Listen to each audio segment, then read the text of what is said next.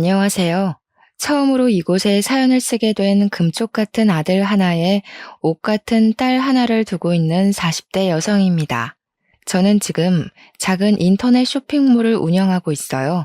큰 사업체는 아니더라도 그래도 꽤 매출이 괜찮습니다. 제가 처음 사업을 시작한 것은 혼자 아들을 키워내야 했기 때문입니다.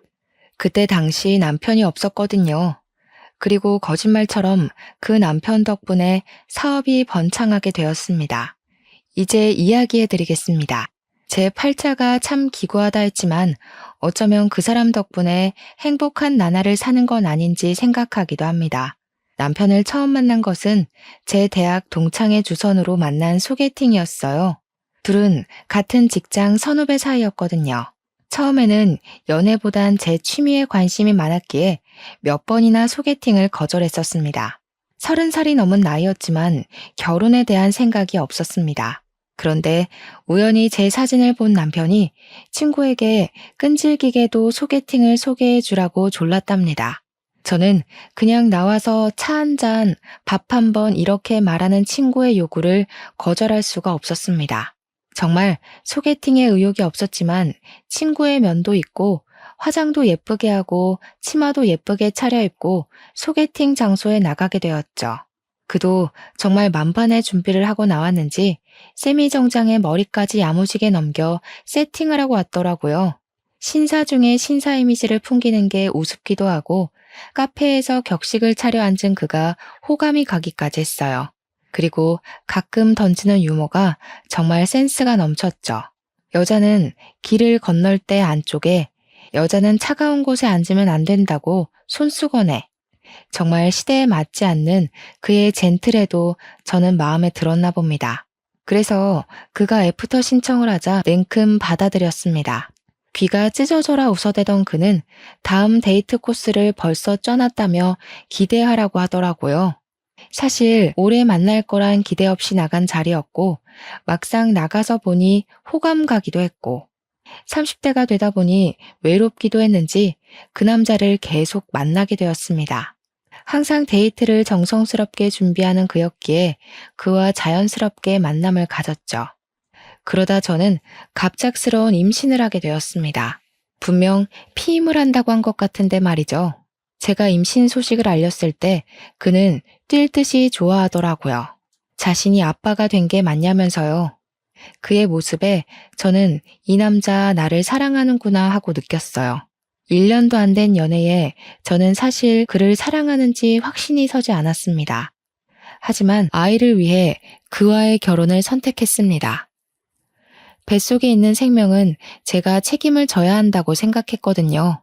임신이 되면서 급하게 상견례를 하고 식장을 구하고 아파트를 구하느라 하루 종일 파김치가 될 지경이었어요. 그래도 어쩌겠어요. 아이는 생겼고 뱃속의 아이는 자랄 텐데요. 결혼을 서둘러야 했습니다. 너무 서둘러서 그럴까요? 가끔 뱃속의 아이를 원망스러울 때도 있었어요. 달가운 임신이 아니었기에 아이만 안 생겼으면 여유 있게 결혼 준비를 했을 텐데 하고 말입니다. 집을 계약하고 결혼식장에서 미리 예복을 입어볼 때였어요. 아랫배가 묵직하면서 너무 아파지는 거예요. 저는 드레스를 입은 채로 쓰러졌습니다. 급하게 응급실로 실려가고 자궁외 임신으로 긴급 수술을 해야 한다고 하더군요. 자궁에 정상적으로 착상을 한 게 아니라 제 왼쪽 나팔관에 착상을 해서 자궁외 임신이 되었다고 했습니다. 조금 늦게 발견했는데 더 늦었다면 나팔관 파열로 큰일 날 뻔했다고요. 아이가 들어있는 나팔관을 어서 잘라내야 한다고 하더군요. 순간 눈물이 왈칵 흘렀습니다. 결혼 준비로 제때 산부인과에 가서 진찰을 받지 않아서 그런 건 아닌지, 제가 아이를 환영하지 않아서 생긴 일은 아닌지, 아이가 제가 원망한 걸 알아서 그렇게 된 일은 아닌지 머릿속에 별별 생각이 들더라고요. 아이는 그렇게 제 한쪽 나팔관과 함께 저와 헤어져야 했습니다.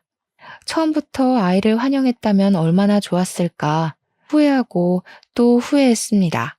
수술을 하고 정신이 드니 남편이 제 손을 꼭 잡고 괜찮다고, 아이야 결혼 후에 또 가지면 된다고 다독이더군요. 하지만 어른들의 생각은 항상 우리의 예상과 비켜가잖아요. 저희 역시 다르지 않더군요. 그때 병원으로 찾아온 시어머니와 시아버지는 저를 보시자마자 남편과 저에게 닥달을 하셨습니다. 아니, 뭘 어떻게 했길래 아이가 착상을 엄한 곳에 해?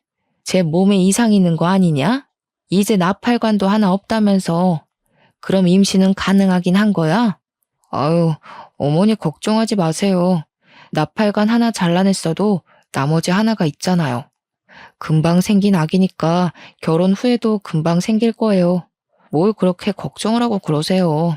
저는 둘의 대화에 꿀먹은 벙어리가 되어야 했습니다. 아이를 잃은 엄마가 왜 죄인 심정이 되어야 하는지 그제야 알겠더라고요. 아무 잘못도 없었지만 저는 그들 앞에서 죄인이 되어 있었습니다. 방금 의사 만나고 왔다. 나팔관 하나만 남으면 그만큼 임신율이 떨어진다고 하더구나. 그래가지고 정상적인 애를 낳긴 하는 거야? 문제 있는 애 낳지 말라는 법도 없잖아. 당장 이 결혼 취소해. 처음부터 애부터 달고 오는 애를 거두는 게 아니었어. 어머니, 무슨 말을 그렇게 말하세요? 그래도 제 아이 엄마입니다. 제가 사랑하는 사람이고요. 저 사람 혼자 애를 만들었어요. 저도 같이 만들었어요. 그만 좀 하세요. 저희 결혼이고 저희가 함께하길 원해서 하는 결혼입니다. 시어머니는 얼굴이 새빨개지셔서 가방으로 남편을 때리셨어요. 내가 이런 놈을 낳고 미역국을 대접으로 먹었네. 이런 등신 같은 놈을 낳아놓고 이제껏 살았어. 지 엄마는 안중에도 없고 지 옆에 내 편만 들어 아주. 시어머니는 화가 머리끝까지 화가 나셔서 시아버지와 함께 병원에서 나가셨습니다. 남편은 제 어깨를 토닥이며 미안하다고 하더군요. 남편은 손이 귀한 집의 5대 독자였습니다. 그래서 아이를 가지면서 시부모님께서 저희 결혼을 흔쾌히 받아들이셨던 것이었습니다. 그런 귀한 집의 손주이니 아쉬워서 저러시나 보다 이해하고 이해하려고 노력했어요. 남편은 병원에 있는 동안 정말 저를 지극정성으로 돌봤어요. 병원에서 출근하고 병원으로 퇴근하고 그 모습이 너무 고마웠어요. 아이를 잃었지만 전 남편을 얻었구나 생각했거든요. 그만큼 남편의 결혼 의지가 대단했고 시부모님의 반대에도 남편의 적극적인 결혼 진행으로 인해 무사히 결혼식을 올리게 되었습니다. 하지만 저의 10월드는 남편이 막아주지 못하더군요. 시어머니의 진노에 당연히 찾아올 거라고 예상은 했지만 시어머니의 임신 요구는 점점 심해지셨습니다. 전화를 하셔서 생리 주기부터 관계 빈도수까지 묻기 시작했습니다. 저는 엄청난 스트레스를 받기 시작했어요. 그리고 결혼 달수가 지날수록 시어머니의 저를 향한 비난이 시작되었습니다. 애초에 몸에 문제가 있는 애를 들이는 거 아니라고 했지? 거 봐라. 결혼한 지 반년이 다 되어가도 애가 생기니? 어디 생길 기미도 안 보이는데. 어머니, 이제 겨우 반년이에요. 이 사람 정말 노력하고 있어요. 아침부터 꼬박꼬박 보약 먹고 출근하고 집에 와서는 임신에 좋다면서 운동도 열심히 한다고요. 이런 바보 같은 게. 그랬다면 진즉 생기고도 남았겠다. 예, 새아가, 네가 말해봐라. 왜 임신 소식이 없는지 네가 이야기해봐. 저는 어깨를 움찔거리며 어머니를 쳐다보다가 고개를 내리깔았습니다. 당장 너 그 일부터 그만두고 병원부터 다녀라. 나이가 30대 중반이면 이제 노산이다. 지금 아니면 임신도 못해. 알겠니? 애를 만들어서 일을 하든 애를 낳아놓고 일을 하든 그때 가서 해라. 알겠냐? 저는 작게 네라고 대답을 할 뿐이었습니다. 35살이 지나면 노산이라는 말은 들어봤습니다. 전 아직 30대 초반이었지만 어머님 말대로 이 시기가 지나면 임신이 어려울 수도 있다는 생각을 하게 되었습니다. 일단 저는 나팔관 하나가 없었으니까요. 그만큼 랜덤으로 임신 확률이 떨어지는 거니까요. 지금 생각하면 애를 못 낳는다고 뭘 그렇게 쥐잡혀 쭈그려져 살았는지 조금 더 당당하면 좋았을 걸 하는 생각이 듭니다. 남편을 소개해준 제 친구에게 이런저런 속풀이를 하며 저를 달래었습니다. 친구는 아직 미혼이었기에 저를 다 이해하지는 못하는 듯 했지만 그래도 위로하고 만나면 밥도 사주며 저를 달래주었어요. 자신도 남편을 소개해준 책임감 같은 게 있다나요? 참 좋은 친구를 두었다 싶었죠. 그렇게 어머님 성화에 못 이겨 저는 결혼한 지 1년 만에 직장을 그만두어야 했습니다. 오랫동안 지냈던 직장을 그만두고 제가 한 일은 임신을 위한 일이었습니다. 친정엄마는 그런 저를 보고 속상해 하시면서도 임신에 좋다는 음식을 꾸준히 해주셨어요. 큰 잉어를 잡아다가 고아 오시기도 하고 흑염소를 잡아다가 한약을 만들어 오시기도 했죠. 왜 그런 말 있잖아요. 딸 가진 죄인. 바로 그게 저희 친정 엄마였어요. 왜 엄마까지 시댁 눈치를 봐야 하는 건지 속이 상해서 몇 번이나 괜찮다고 하지 마시라고 해도 엄마는 제게 그게 쉽냐고 10년을 일한 직장을 그만두면서까지 노력하는데 엄마라도 돕게 해달라고 하셨어요. 정말 그때 엄마가 있다는 사실에 감사했답니다. 불임 전문병원에 다니면서 몇 번이나 인공수정을 시도를 했지만 결국 실패를 하고 시험관을 하자는 선택을 하게 되었습니다. 호르몬 주사를 바늘로 배를 찌르는 건 인공수정과 별반 다름이 없었지만 난자를 채취하는데 정말 힘이 들더군요. 난자를 채취를 하면 저는 어김없이 배에 빵빵하게 복수가 차올랐습니다.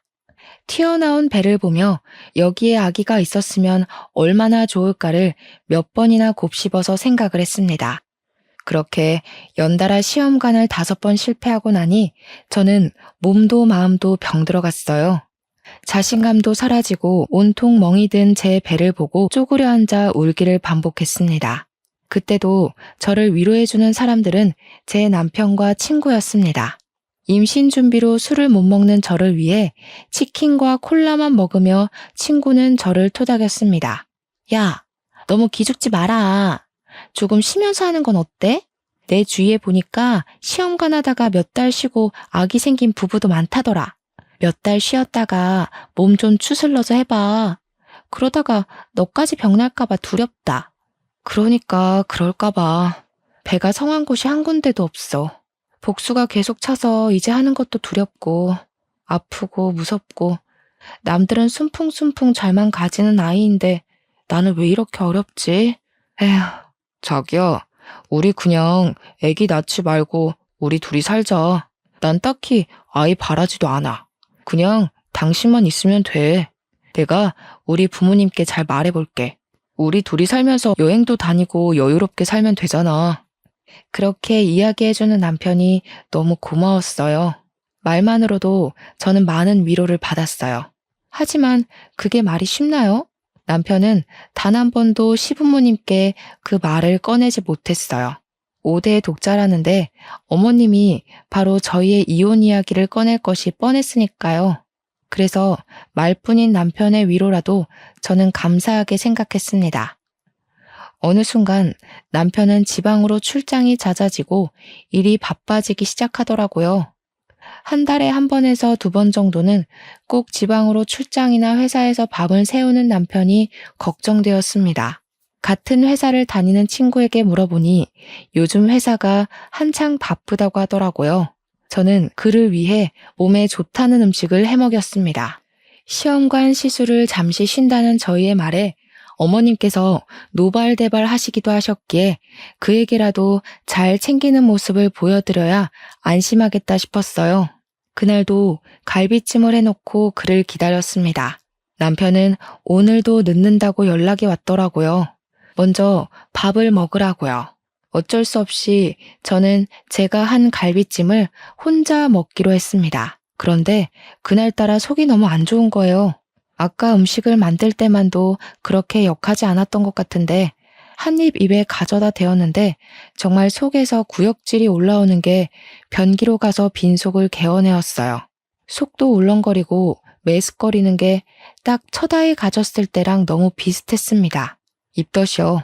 저는 바로 방으로 가서 임신 테스트기를 가지고 떨리는 마음으로 테스트를 해보았습니다. 그 순간이 얼마나 조마조마하던지. 두 손을 꽉 쥐고 두 줄이 뜨기를 잠시 정말 희미하게 보일랑말랑 두 줄이 보이는 게 아니겠어요? 하늘을 날아갈 것 같았습니다. 그렇게 기다리고 기다렸던 아이였으니까요. 그래도 그날은 아무에게도 말을 못하겠더라고요. 불면 날아갈라, 혹시라도 좋아하다가 아이가 달아날라. 꼭 배를 끌어안고 잠이 들어서야 남편이 들어온 걸 알았습니다. 심장이 콩닥거리고 입으로는 그에게 말을 하고 싶었지만 그날은 꼭 참고 다음날 산부인과로 갔습니다. 한참을 대기를 하고 기다리고 들어가 진찰을 받았지만 아직 아기 집은 안 보이는 초기인 것 같다고 피검사를 받고 돌아가라고 하더라고요. 초기라서 안 보인다는데 피검사를 받고 돌아오는 내내 불안하고 초조했습니다. 그리고 딱 2시간 후에 산부인과로 임신 4주라는 이야기를 들었습니다. 드디어 기다리고 기다리던 아이가 찾아온 것입니다. 바로 친정엄마에게 전화를 드렸습니다. 엄마는 4주의 입덧이라니 성질머리도 급한 애인가 보다 하시며 웃으셨어요. 그리고 시댁에게는 알리지 못하고 남편을 기다렸습니다. 전화하면 기뻐할 것을 알았지만 또 전처럼 같은 실수가 되풀이되면 어쩌나 하는 불안감이 컸던 것 같아요. 남편은 그날도 밤이 늦어서야 집에 들어오더군요. 저는 남편에게 테스트기와 피검사로 4주차라는 것을 알려주었습니다. 그런데 남편의 표정이 하나도 기쁜 표정이 아닌 겁니다. 딱딱하게 굳어있는 그의 표정에는 미소가 없었습니다. 첫 아이 때와는 너무 다른 그의 표정에 저는 실망을 감출 수가 없었어요. 아이가 생긴 게 기쁘지 않냐고 물었더니 기쁘다. 딱 이 한마디 하는 겁니다. 얼마나 기다리던 아이인데 어떻게 저 한마디로 퉁치려 하는 건지 저는 도저히 이해가 되질 않았습니다. 친구에게 전화를 걸어 그가 변했다. 그 사람 혹시 바람난 거 아니냐부터 해서 온갖 푸념을 했습니다. 다음날 바로 친구가 집으로 찾아왔더라고요. 선배, 진짜 너무한 거 아니에요? 와이프가 아이를 가졌으면 들쳐안고 좋아하지 못할 망정. 좋다는 표현도 제대로 안 했다면서요? 어떻게 그래요? 나도 물론 좋지. 그런데 또 전처럼 그렇게 좋아했다가 그럴까봐 너무 걱정돼서 그렇지. 이번이 마지막인 것 같기도 하고. 마지막이라니? 무슨 말이 그래. 우리 둘째도 낳아야지. 안 그래? 아이 하나만 있으면 외롭대. 하나 더 낳아서 키우자. 그의 입에 어색한 미소가 피어났습니다. 그도 첫 아이를 잃고 저만큼 많이 힘들어했구나 하는 생각이 들었어요. 같은 부모니까요. 그를 꼭 끌어안고 이번엔 괜찮을 거라고 위로를 해주었습니다. 이번에는 절대 아이를 지켜내겠다는 결심으로 절대로 무리한 일을 하지 않았습니다. 그렇게 아이는 제대로 제 자궁에 예쁘게 안착을 잘 해주었습니다. 작게 불러오는 배가 신기해 자꾸 손으로 문질러 보고 아직 듣지 못한다는 걸 알면서 말도 걸어보았습니다. 그렇게 저는 드디어 아이가 안정기에 들어설 때였습니다. 남편이 필리핀으로 출장을 가게 되었습니다. 그의 짐을 하나 챙겨서 캐리어에 넣으면서도 서운한 마음에 입을 삐죽거렸어요. 남편은 며칠 안 걸리는 일이니 일주일 안으로 오니까 걱정하지 말라는 말을 하더군요. 저는 그를 보내기 싫었지만 출장이라니 아무 말도 못하고 그를 보내야 했습니다. 그렇게 그가 떠나고 한 3일이 지났을까요? 필리핀 현지에서 큰 태풍으로 초토화되었다고 방송이 되더라고요. 저는 걱정이 되어서 남편에게 전화를 걸었습니다. 그런데 현지가 태풍 때문인지 전화가 연결이 안 되더라고요. 마음은 초조하고 불안하기만 했습니다. 같은 회사에 다니니 친구에게 전화를 걸어보니 친구도 전화를 받지 않는 겁니다. 저는 신랑이 묵는 호텔에 전화라도 걸자는 심정으로 남편 회사로 전화를 걸었습니다. 그런데 저는 거기서 황당한 이야기를 들었습니다. 남편이 출장이 아니라 휴가를 썼다는 겁니다. 그것도 제 친구랑 둘이서요. 동시에? 같이? 친구는 저에게 휴가를 썼다는 말을 한 적도 없었습니다. 뭐 그럴 수도 있죠. 친구 사이에 휴가를 일일이 썼다고 보고하진 않잖아요? 며칠 전 친구와 전화했을 때만 해도 회사가 바빠서 아무 데도 못 간다. 너희 남편도 출장 때문에 애 많이 먹는다. 이랬거든요. 저는 철석같이 믿을 수밖에요. 다시 남편 회사의 출장 스케줄에 대해 물어보았습니다. 웬걸? 지난 1년 동안 남편에게는 출장이 없었습니다. 저는 감쪽같이 속아왔던 겁니다. 남편과 친구에게, 그리고 감이 왔습니다. 이 두 사람 나에게 숨기는 게 있다는 걸요. 그제야 남편이 왜 아이를 반기지 않았는지, 친구가 빈번하게 저에게 전화를 걸며 어디 있냐고 확인을 했는지 알게 되었습니다. 그럴 거면 처음부터 둘이 사귀지 왜 저를 소개시켜준 걸까요? 하늘이 원망스럽고 믿었던 친구와 남편의 배신으로 세상이 무너져 내렸습니다. 그러던 중 경찰서에서 전화가 와서 남편이 실종되었다고 하더라고요. 시댁이며 친정이며 난리가 난 와중에 남편과 같이 있던 친구가 보름 만에 한국으로 돌아왔습니다. 고개를 숙이고 제 앞에 서 있는 친구에게 저는 뺨을 내리쳤습니다. 사실 그걸로도 모자랐죠. 그 당시 제 심정으로는 몸통이라도 내리치고 싶었거든요. 네가 어떻게 나한테 이럴 수가 있어? 내 남편이랑 나를 속이고 그동안 만났던 거야? 도대체 왜? 그럴 거면 차라리 이혼하라고 하지 왜 속였냐고. 처음에는 그냥 실수였어. 선배가 너무 힘들어해서 같이 술을 마시다가 같이 자게 됐는데 끊을 수가 없더라고. 그를 사랑하게 되었으니까. 어? 사랑? 그럼 그때라도 말했어야지. 너희들 사랑의 노름에 나까지 끼워놓지 말고 그냥 순순히 이혼하라고. 내가 그럼 그 사람이랑 계속 살았겠어? 아이까지 가졌는데. 그럼 이제 어쩔 셈이었는데? 유부남의 애아빠에 너는 나한테 미안하지도 않니? 그게 왜 내 아들 탓이냐? 네가 빨리빨리 애를 가졌으면 우리 아들이 그렇게 힘들어했겠니? 이야기 들어보니 그동안 얼마나 마음고생이 심했으면 남편이 밖으로 돌아. 어머니, 무슨 말씀을 그렇게 하세요? 남편이 바람난 게 저 때문이란 말 너무 하시네요? 이제 아이도 가졌는데 앞으로 어떻게 하라고 그런 말을 하는 거예요? 그러니 있을 때 잘하라는 말이 왜 있는데 그렇게 떽떽거리니 우리 아들이 밖으로 놔두는 것도 무리가 아니다. 그깟 애 하나 가졌다고 유세 부리냐? 아비 잡아먹은 애를 누가 반긴다고 그렇게 얼굴 빳빳하게 들고 서 있나 몰라? 사돈, 듣자 하니까 말 좀 가려서 하세요. 여기 저희도 있는 거 안 보이세요? 그동안 저희 애한테 그런 식으로 말씀하신 거예요? 시어머니는 친정엄마를 위아래로 훑어보셨어요. 이래서 사람은 가려서 사귀라는 말도 있는데 내가 집에 사람 하나 잘못 들여서 이게 무슨 꼴이냐? 지금 내 아들은 살았는지 죽었는지도 모를 판에 아휴 내가 말을 말아야지. 시어머니는 획 돌아서 가버리셨어요. 아무리 아들이 사라졌다지만 시어머니의 냉정함에 혀를 내둘렀어요. 어떻게 저렇게 태연하게 계실 수가 있는 건지, 혹시 남편은 주워온 아이가 아닌지 의심까지 들 정도였어요. 저는 배를 끌어안고 울고 또 울었어요. 갑자기 남편도 사라졌는데 아이 또한 아빠가 사라졌으니까요. 제대로 사랑 한번 못 받아본 아이가 가여웠어요. 돌아온다고 해도 바로 이혼을 할 생각이었으니까요. 그래도 이렇게 손 놓고 있을 수만은 없었습니다. 아이의 아빠니 일단 찾아놓고 죽이던지 살리던지 머리를 죄다 뽑아놓든지 하자고 생각하고 여기저기 전화를 돌리면서 남편을 수소문하기 시작했어요. 도움이 될까 싶어 교포 사이트에 들어가서 태풍 현지 소식도 보기도 했는데 워낙 큰 관광지라서 누가 사라져도 모를 정도더군요. 도저히 한국에서는 찾을 방법이 없을 것 같아 제가 직접 필리핀으로 가봐야겠다고 생각했습니다. 친정에서는 홀몸으로 어디 가냐고 저를 말리시더라고요.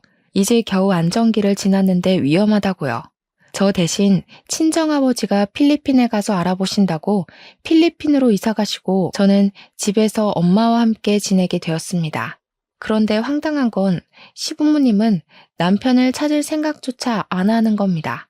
손 놓고 아무것도 안 하시고 궁금해하지도 않는 겁니다.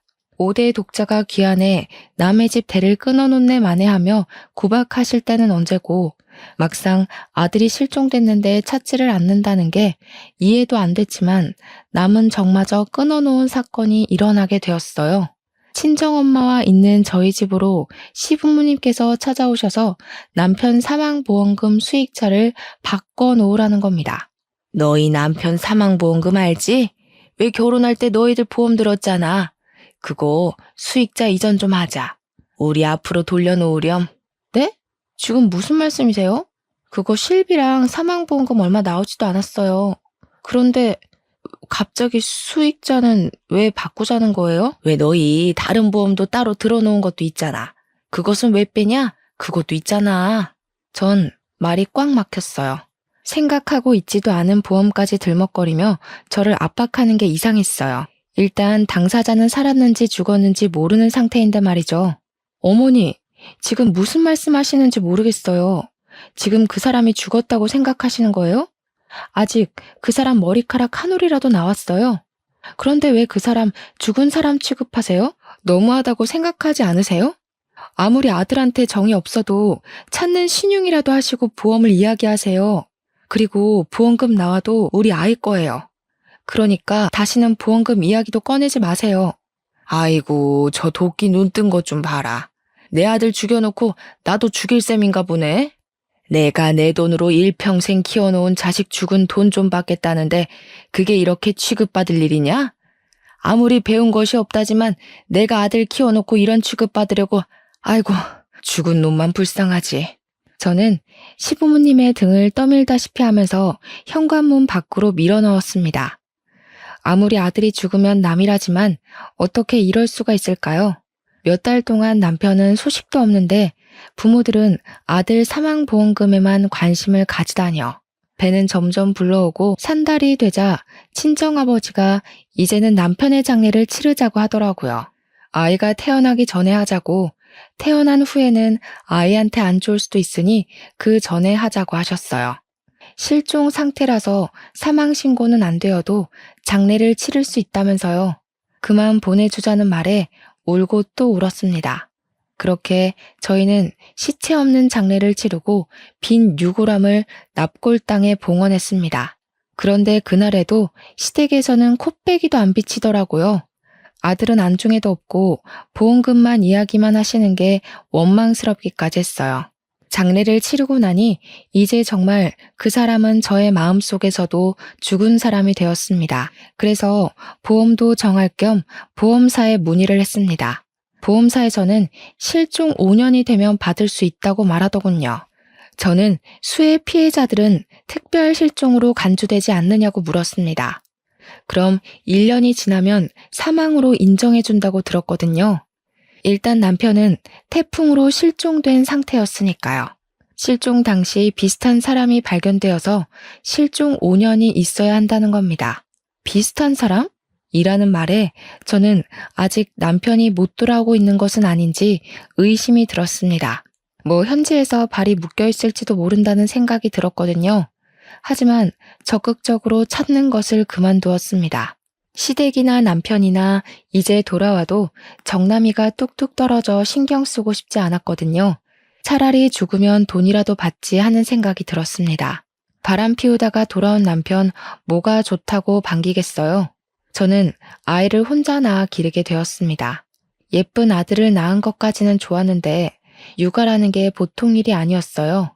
결국 저는 집을 내놓고 친정으로 들어가서 살게 되었어요. 일을 하면서 아이를 돌볼 수가 없었거든요. 그러면서 아이를 돌보면서 할 수 있는 일을 찾아보게 되었습니다. 인스타에서 아이들의 용품을 올리면서 파는 지인을 보게 되어 저도 같은 일을 하게 되었습니다. 그런데 벌이가 변변치가 않더군요. 아이는 자라고 돈 들어갈 때는 많아지는데 어떻게 할 수가 없으니 저는 자연스럽게 친정의 애를 맡기면서 다른 일을 병행했습니다. 낮에는 인스타 상품을 올리고 포장하고 배송하고 저녁에는 갈비집에 불판을 닦는 일을 했어요. 그런데 그곳에서 열심히 불판을 닦는데 누가 저를 알아보더라고요. 얼굴을 들어보니까 제가 아이들 운동화를 떼어다 파는 도매집 사장님이셨어요. 그는 왜 여기서 일을 하냐고 묻더라고요. 그는 워낙 서글서글한 사람이라서 그간 사정을 말을 했습니다. 그 뒤로 제가 짠해 보였는지 도배집을 들릴 때마다 아들 주라고 과자나 장난감을 쥐어주는 거예요. 아들이라도 데리고 가는 날이면 아들이 예뻐 죽겠다고 난리가 났습니다. 참 애들을 좋아하는 사람이라고 생각했는데 그가 저에게 데이트 신청을 하더라고요. 관심이 있다면서요. 하지만 전 그의 말을 거절했어요. 어쩌면 정말 남편이 살아있다면 이건 불륜이었고 그때 저는 연애할 틈이 나질 않았거든요. 그래도 그는 저를 찾아오며 가며 저와 아들을 알뜰살뜰 보살피더라고요. 기다린다면서 남편이 돌아와도 이혼이라는 걸 그는 알았으니까요. 참 듬직한 남자였어요.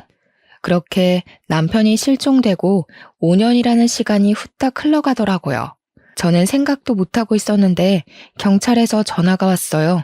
사건 종결할 테니 남편 사망 처리하라고 하더군요. 귀찮은 말투에 해외 사건이니 이런 건 찾기 불가능이라고 툭 던지는 말투에 깊은 숨을 내쉬었습니다. 살아있으면 진작 왔을 시간이니 그의 사망 신고를 하고 저는 보험금이라도 위자료로 받아야겠다 생각했습니다. 그렇게 보험사로 가서 보험 문의를 하니 보험금이 제가 예상한 2억 5천이 아닌 7억이었습니다. 뭐가 이렇게 많나 봤더니 남편이 다른 보험 하나를 따로 들어놓고 불륜 여행 주제에 여행 보험까지 들어놓고 갔더군요. 참 기가 막히죠. 그래도 저는 그 돈을 감사히 받았습니다.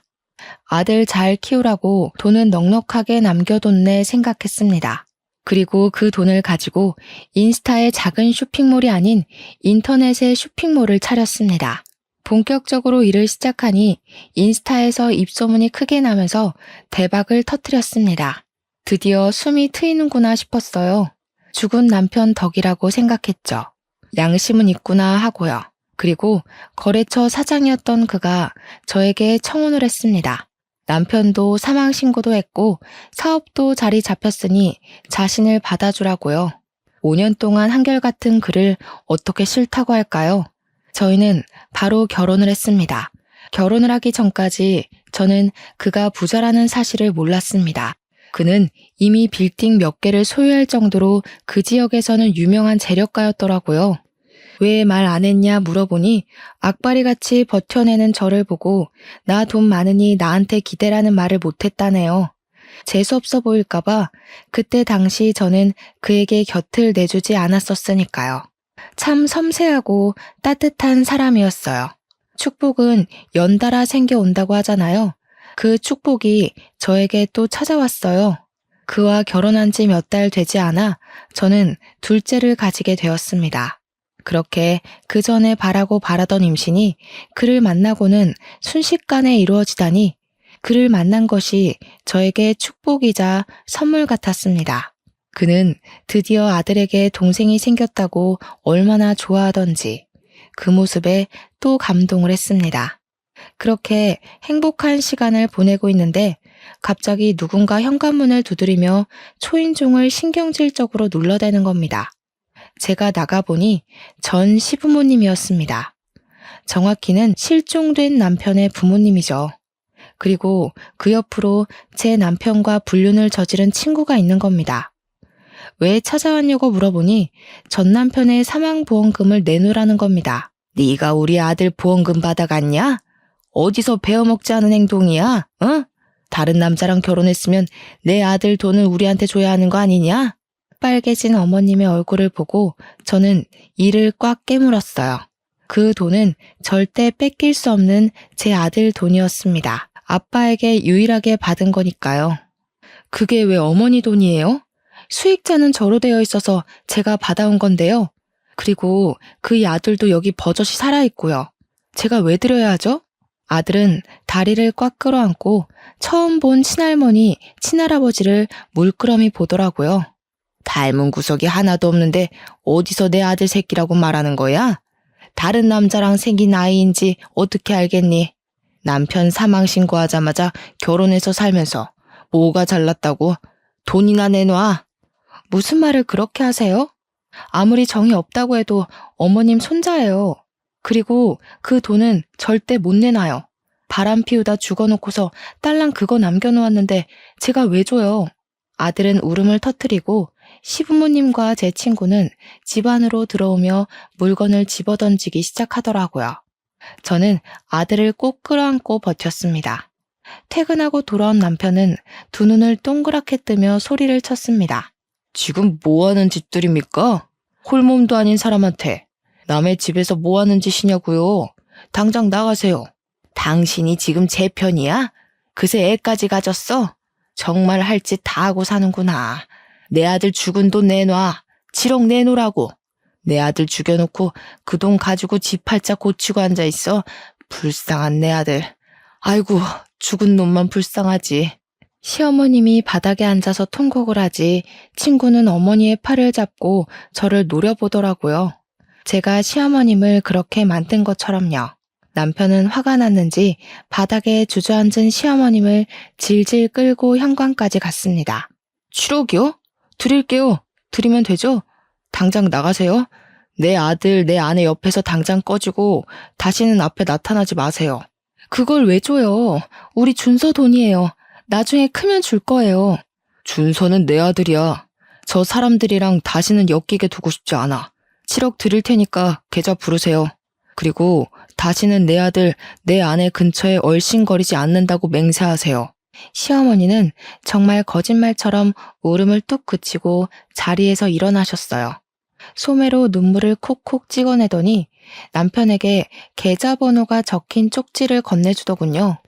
기막히고 어이가 없는 상황에 입이 떡 벌어졌습니다. 남편이 이체된 핸드폰을 보여주니 그제야 입가에 미소를 띠고 그냥 횡하니 사라지더군요. 저는 서러움에 주저앉아 울고 말았어요. 그렇게 쉽게 주고 싶지 않았는데 실컷 골려라도 주고 싶었는데 그걸 홀라당 빼앗긴 느낌이 들었습니다. 울고 있는 저를 남편은 끌어안으며 토닥였습니다. 그만 울어. 준서가 놀라잖아. 내가 그걸 안 주면 또 찾아왔을 테고 그럼 준서가 또 놀랄 거 아니야. 내 아들이 그런 상황을 겪는 게 너무 싫어서 그랬어. 당신 뱃속에 우리 둘째도 걱정되고 내 식구니까. 그리고 우리 준서는 내 아들이잖아. 아버지로서 해야 할 일을 한 거야. 저는 고개를 끄덕이며 그를 꽉 끌어안아 주었어요. 너무 남편에게 고마웠습니다. 정말 마음으로 친자식으로 여겨주니까요. 아들에게 진정한 아빠가 생겼다고 생각했어요. 배가 불러오고 막달이 다 되어갈 때 저에게 전화가 한 통 왔습니다. 경찰서에서 전화가 왔더라고요. 보험 사기로 연루되었으니 출석하라고요. 보험 사기라니 무슨 말도 안 되는 일인가 싶었어요. 그가 사망해서 정당하게 보험금을 받았을 뿐인데 갑자기 겁이 덜컥 나더라고요. 보험금 받은 것도 다 뺏겼는데 사기라니 남편은 혼자서는 못 보내겠다고 같이 가겠다고 하더군요. 그렇게 배불뚝이 상태로 뒤뚱거리며 경찰서로 갔습니다. 경찰서에 가서 보니 전 남편과 시부모님, 제 친구가 나란히 앉아 있는 겁니다. 전 남편의 몰골은 가관이 아니었습니다. 덥수룩한 수염에 머리도 산발이 되어서 저를 힐끔거리더니 고개를 다시 숙였습니다. 살아있었더라고요. 그것도 사지 멀쩡히. 기가 막히는 현실에 웃음도 제대로 나오지 않았습니다. 형사님 앞에 앉아서야 제대로 된 상황을 들었습니다. 태풍 당시 남편과 친구는 바닷가 옆 호텔에서 묵고 있었답니다. 바람이 휘몰아치는데도 사진 한번 찍어보겠다고 바닷가로 나갔다가 파도에 휩쓸렸고 친구는 다행히 호텔로 돌아왔더랍니다. 파도에 떠밀려 구사일생으로 옆 섬까지는 살아서 갔는데 말도 안 통하는 곳에서 태풍으로 고립되었대요. 한국으로 전화가 닿긴 했는데 실종됐다는 말에 머리로 재빨리 보험금 계산을 했나 봐요. 대충 7억 정도 받을 수 있다는 생각에 1년만 버티자 생각했는데 그 통화가 실마리가 되어 5년까지 늘어났더랍니다. 그동안 친구가 필리핀까지 왔다 갔다 하면서 보살폈는데 친구도 지쳤는지 오는 게 뜸해지고 한국에서는 돈을 잘 안 붙이니 배고파서 거주지 밖으로 나왔다가 지역 경찰에 붙잡혔다네요. 불법 체류자라고 판단해서 한국으로 추방되고 그 과정에서 실종자가 아닌 게 밝혀진 거고요. 보험사에서는 사기로 판단해서 고소를 진행했답니다. 보험금 수익은 제가 탄 상태여서 경찰이 저에게 전화를 걸었답니다. 남편은 저 대신 그간의 상황을 다 설명하고 시부모님이 집으로 찾아와서 그 돈을 고스란히 가져간 것까지 야무지게 말을 하더라고요. 형사님도 그 상황에 어이가 없었는지 혀를 내두르시고는 쯧쯧 혀를 차시더군요. 저희 보고는 알았다고, 정상 참작되었다고, 돌아가도 좋다고 하셨습니다. 그냥 돌아가려다가 도저히 화가 치밀어 오르는 겁니다. 저는 옆에 서류 뭉치를 들고 고개를 숙이고 있는 전 남편의 머리를 내리쳤습니다. 아야, 왜 때려? 뭐야 당신, 미쳤어? 그럼 지금 제정신이겠냐? 바람 피워, 보험 사기쳐, 아주 골고루 한다. 당신이 친아빠라는 게 내 아들한테 너무 미안해. 차라리 죽지 그럼. 마음속에라도 좋은 추억이라도 가지고 있지. 그는 저를 쳐다보며 입을 움찔거리더군요. 우리 애는 잘 크고 있는 거야? 우리 집안 6대 독자잖아. 잘 키워. 내가 해준 건 없어도 애 아빠잖아. 나중에 만나면 내가 잘해준다고. 아빠가 보고 싶다고. 내가 이런 건 다 너를 잘 키우려고 한 일이라고. 당신도 알잖아. 돈 없이 살면 얼마나 고생해. 그래서 그런 거야. 제 남편은 어이가 없다는 듯이 전 남편을 노려봤습니다. 죄송합니다만 준서는 제 아들입니다. 아버지 노릇 제대로 하지도 못하고 아들 키우려고 아등바등 사는 여자한테 남은 돈마저 빼앗아 가놓고 그게 할 말입니까? 같은 남자로서 이 사람에게 부끄러워서 제가 얼굴을 다 못 들겠더군요. 준서는 법적으로 마음으로도 저를 아빠라고 생각하고 있습니다. 그동안 그렇게 키웠고요. 다신 그 입에서 그런 이야기 안 했으면 좋겠네요. 가자 여보. 저는 그대로 돌아서려다가 다시 서류 뭉치로 남편의 머리를 내리치고서 경찰서 밖으로 나왔습니다. 나중에 지인에게 들은 말로는 남편에게 받아간 7억은 그대로 토해내고 보험 사기로 구치소에 들어갔다고 하네요. 정말 그 말을 듣는데 그동안의 채증이 뻥 뚫리는 것 같았습니다. 그때는 너무 힘들고 지옥 같았지만 이렇게 글로 옮겨졌고 보니 지난 일이 이제는 웃으면서 말할 수 있는 시간이 흐른 것 같네요. 길지 않은 시간이었지만 저에게 상처만 준 결혼 생활에서 저는 금쪽 같은 아들을 얻어왔고 어쩌면 그 덕분에 지금의 제가 있다는 생각도 해봐요. 아등바등 쩔쩔매며 살지 않아도 괜찮습니다. 조금은 내 주장을 펼치며 살아도 괜찮습니다. 오늘도 다짐을 하고 또 해봅니다. 제 사연을 적어 올리게 된 것도 별별 사람들 속에 그래도 참고 또 인내하다 보면 좋은 일이 생길 거라는 겁니다. 원수 같은 전 남편이 저의 사업을 일으켜줬던 것처럼요. 말이 길어 이만 줄이겠습니다. 사연을 읽어주셔서 너무 감사드려요.